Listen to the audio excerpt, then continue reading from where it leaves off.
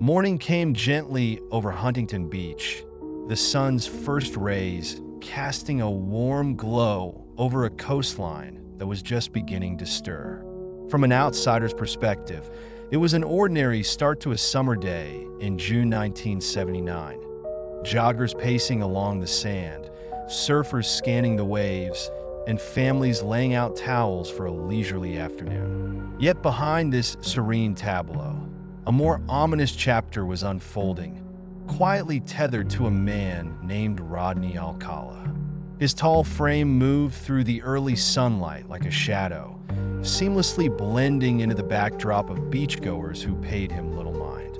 As the sky brightened, he navigated the morning with a calculated calmness that betrayed none of his secret intentions. There was no hurried step or furtive glance to give him away.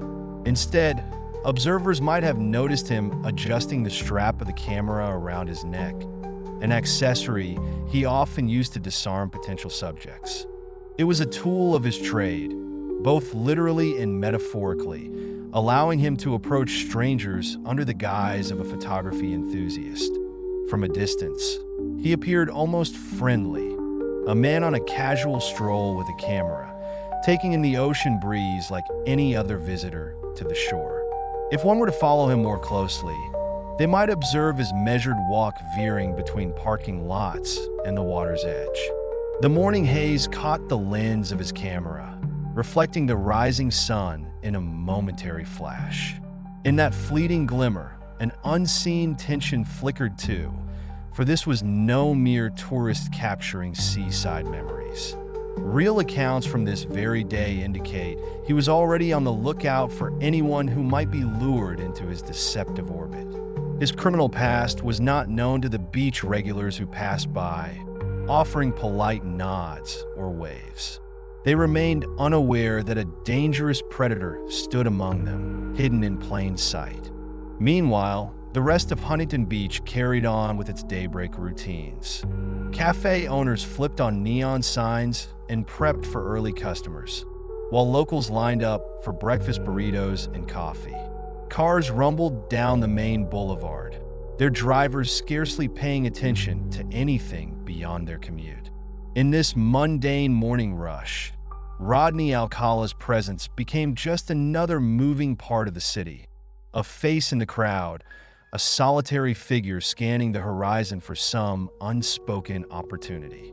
No direct conversation betrayed his thoughts, but one could sense a kind of watchfulness in the way he paused occasionally, as if sizing up the surroundings. Witness reports would later recall that he seemed to fixate on groups of young people, though no one could pinpoint the exact moment his focus locked on a specific target. Overhead, seagulls circled and cawed, their calls swallowed by the ocean's steady roar. A fitting metaphor for how any warning signs about Alcala were lost in the routine hum of daily life. By late morning, the heat was already intensifying. Strollers and joggers gave way to beach blankets and umbrellas as families staked out prime spots on the sand. The day promised sun-soaked relaxation for most, but for Alcala, it was an entirely different prospect. Behind those tinted sunglasses and camera lens, an unsettling intention was slowly crystallizing. While cheerful voices and laughter filled the air, he quietly bided his time, waiting for the perfect moment to intertwine himself with someone's unsuspecting path. In hindsight, the ordinariness of that morning stands as a chilling contrast to what would soon unfold. No one, neither locals nor tourists, could have predicted that these routine moments were the harbingers of a tragedy waiting to happen.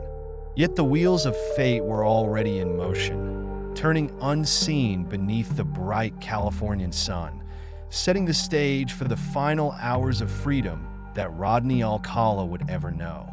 The hours began to accelerate as the midday sun climbed higher, casting longer shadows on the boardwalk and baking the sand to an uncomfortable heat. Rodney Alcala traversed the busy stretches of Huntington Beach with a meticulous confidence, weaving in and out of crowds as though he belonged there. Lifeguards took their posts, Children dashed along the shoreline with bright plastic buckets, and the hum of conversation rose in tandem with the temperature. As the day progressed, Alcala's movements carried him through various pockets of the coastal scene. Small cafes serving ice-cold drinks, a souvenir shop with postcards on display, and the edge of a pier where teenagers fished under the blazing sun. Reported sightings placed him in the vicinity of multiple groups of young people, though no one seemed to recall any concrete exchange of words. From the outside, he was simply a person with a camera, occasionally snapping a photo or pausing to survey the horizon. Beneath the veneer of normalcy, an unsettling note was beginning to surface.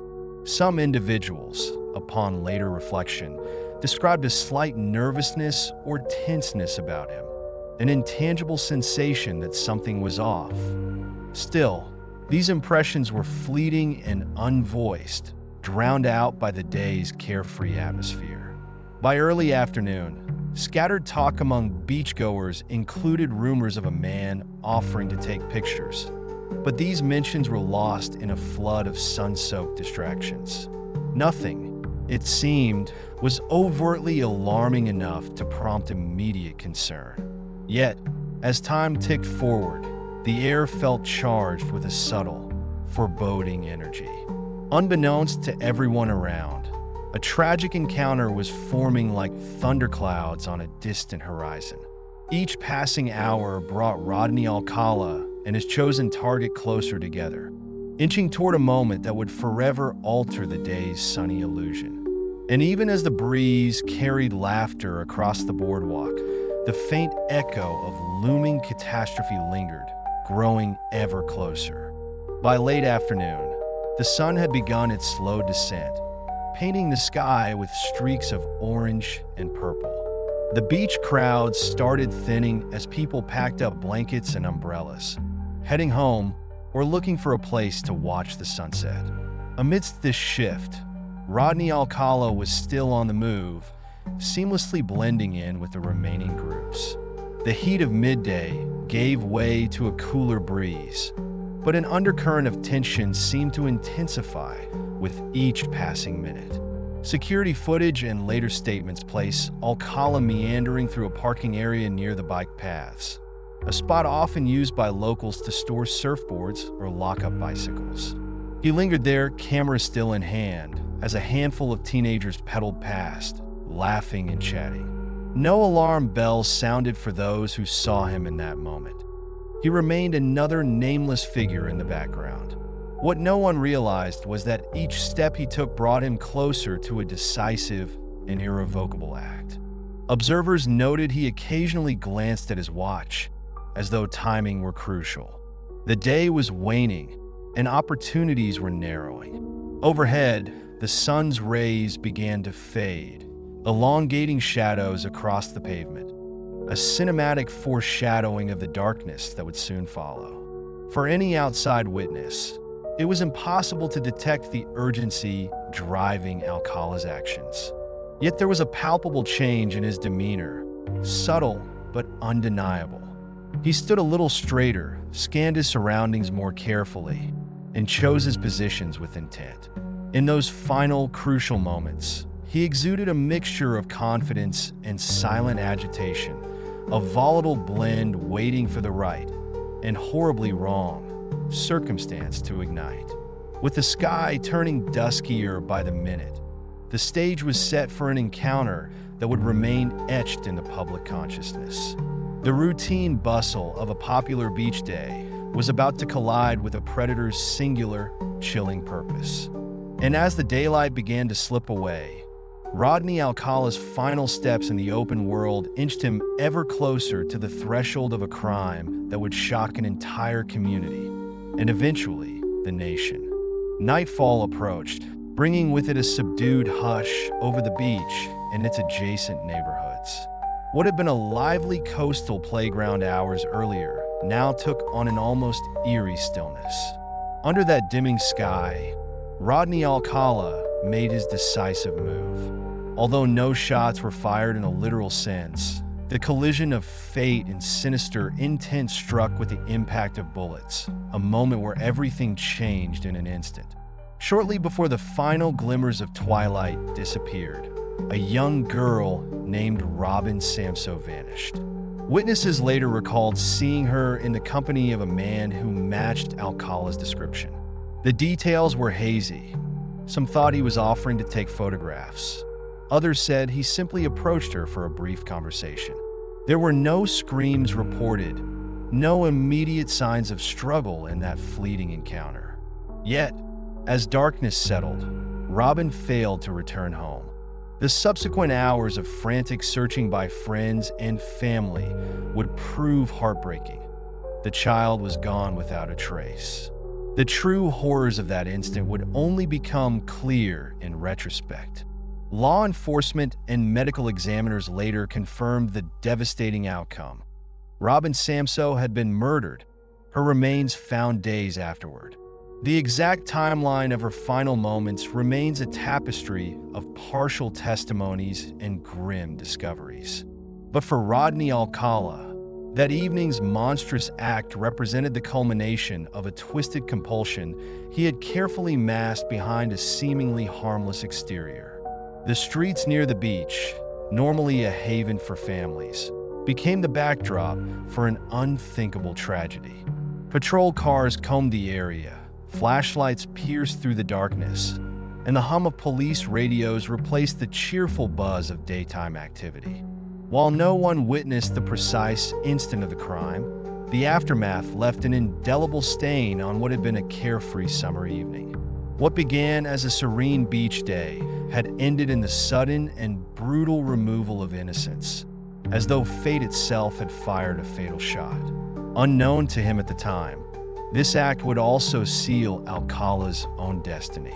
The invisible chain of events sparked by Robin's disappearance would soon close in around the predator who believed he could operate with impunity. Even as he slipped into the anonymity of night, the evidence he left behind was already forming a noose of justice. And as the echoes of that fateful evening spread, a community that once knew only the sweet lull of ocean tides was thrust into a nightmare from which it would never fully awaken. The morning headlines delivered a tremor that would only intensify as national outlets picked up the story. A bright, young girl vanished from the sunny beaches of Southern California, only to be found murdered in the foothills days later. It was a shocking disruption to the narrative of a carefree coastal paradise, and Rodney Alcala soon emerged as the prime suspect. Images of him, sometimes smiling, at other times stern, began circulating across newspapers and television broadcasts. Words like monster and serial killer splashed across the headlines, leaving an outraged and terrified public in their wake. Reporters descended on Huntington Beach with microphones and cameras, crowding local law enforcement officials who appeared grim-faced and resolute. The tragedy became a lightning rod for discussions about public safety, child protection, and the profile of a cunning predator who had masqueraded among ordinary citizens. The press dissected every detail, from the timeline of Robin's disappearance to the eventual recovery of her remains, fueling a media frenzy that cast a wide net of suspicion. Police statements confirmed that Alcala had a disturbing history and was already on their radar for other possible crimes. The public, still processing the horrors of the initial crime scene, learned that this man had once appeared on a television dating show, a twisted juxtaposition between a public persona of charm and the dark reality hidden beneath the surface. Public outrage soared. Communities began organizing neighborhood watches. Parents clung tightly to their children, and the sense of trust that once underpinned daily life in coastal areas felt irreparably shaken. Televised news segments showed images of the smiling, innocent Robin, juxtaposed with the manhunt for a suspect whose background seemed to contain layer upon layer of disturbing revelations. On talk shows, experts in criminal psychology spoke of narcissistic tendencies, predatory behaviors, and a deceptive facade. All the while, viewers watched, horrified, as each new revelation painted a portrait of a man who had long been at the fringes of justice. In the broader cultural tapestry, the story rapidly transcended local tragedy. It became a nationwide conversation about the criminal justice system and how a known offender could slip through the cracks, emerging on television programs and roaming free in beach communities. The world, once again, confronted the unsettling truth. Evil can hide in plain sight, cloaked by charm, cunning, or the simple assumptions we make about those around us. And in the midst of this media tempest, Rodney Alcala's name became forever etched in the annals of American crime. In the weeks and months that followed, the name Rodney Alcala became a grim landmark in conversations about safety, the legal system, and humanity's capacity for deception. While he was eventually captured and brought to trial, the final question surrounding the last 24 hours of his freedom continued to haunt investigators and the public alike. How could he calmly roam a bustling beach, camera in hand, without anyone suspecting the dark intent behind his gaze? Was there a missed clue? Perhaps a fleeting sign of unease, a momentary look from a passerby that could have shifted the course of events? For some, the sheer brutality and premeditation of Alcala's crimes pointed to something deeper, a suggestion that his actions were part of a larger, unspoken pattern of predation. This speculation gave birth to conspiracy theories that he had connections to other unsolved cases, or that he acted under a pseudonym in different states. While many of these theories lacked tangible proof, they fanned the flames of public intrigue, leading investigators to re-examine cold cases and cross-reference details once dismissed as unrelated. Even with multiple convictions and concrete evidence, a lingering sense of incompleteness remains. Family members of victims, journalists, and true crime enthusiasts still ask whether every piece of the puzzle has been uncovered. Could there have been additional victims whose stories are lost to time? Did Alcala keep trophies or records that pointed to more crimes? Despite the passage of decades, fresh details sometimes emerged, sparking renewed inquiries into the full scope of his offenses. In the end, the final hours before Robin Samso's disappearance serve as a haunting reminder that what appears ordinary may conceal unimaginable darkness. The fleeting images of a man calmly walking the beach, camera poised for the perfect shot, now carry a weight that few can comprehend. And as new generations learn of Alcala's crimes, the chilling question persists. Was there ever a moment, just one instant, when everything could have been stopped? The truth remains elusive, veiled by time and overshadowed by the pain he inflicted. Yet, in remembering these events, society continues to grapple with the depth of human evil and the collective responsibility to remain vigilant. In the aftermath of this twisted saga, one fact rises above the rest. Even in a world bright with sunshine and laughter, the seeds of devastation can take root unseen. And in that final revelation, we find the most unsettling truth of all. The line between normalcy and horror can be perilously thin.